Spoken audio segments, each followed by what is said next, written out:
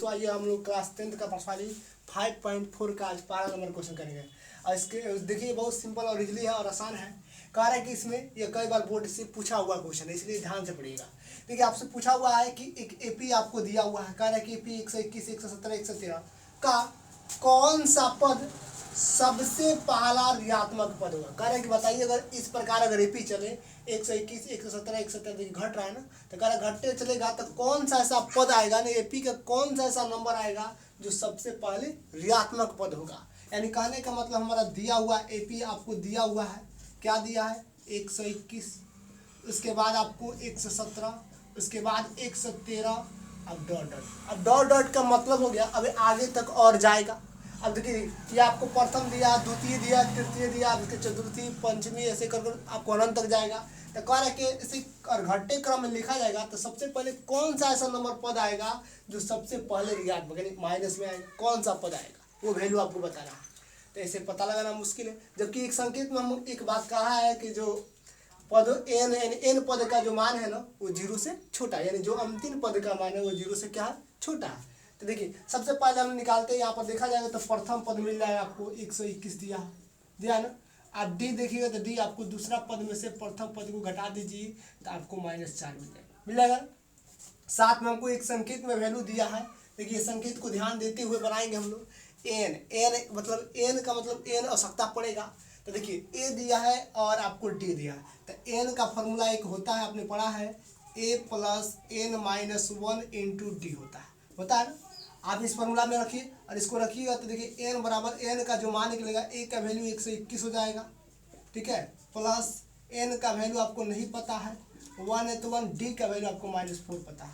Solve कीजिएगा तो N बराबर 121 हो जाएगा, ठीक है, इससे गुणा कीजिएगा तो आपको 4n हो जाएगा, ये आपको प्लस का 4 हो जाएगा ना।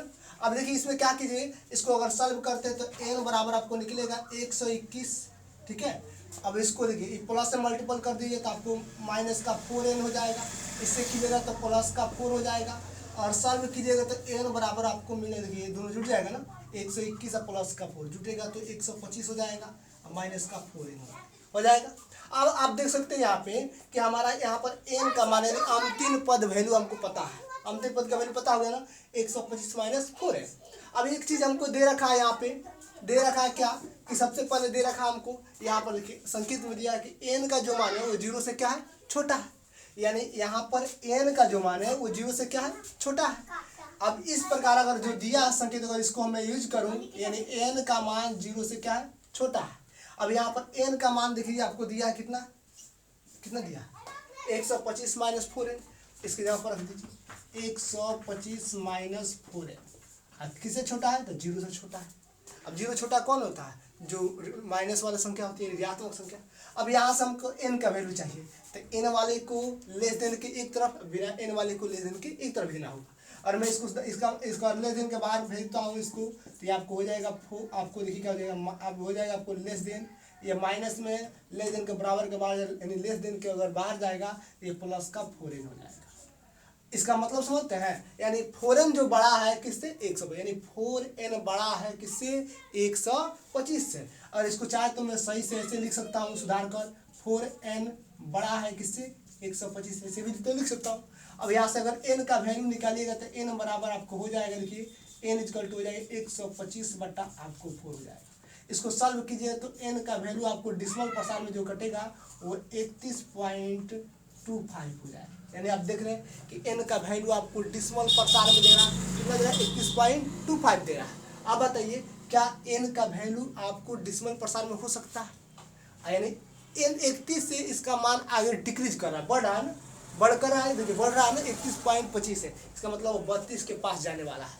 इसका मतलब इसके आने वाला जो पद होगा वही पद n का, देखिए 31.25 तो होता है नहीं, क्योंकि कभी भी n का मान डिसिमल प्रसार में नहीं होता और ना ही ऋणात्मक होता है।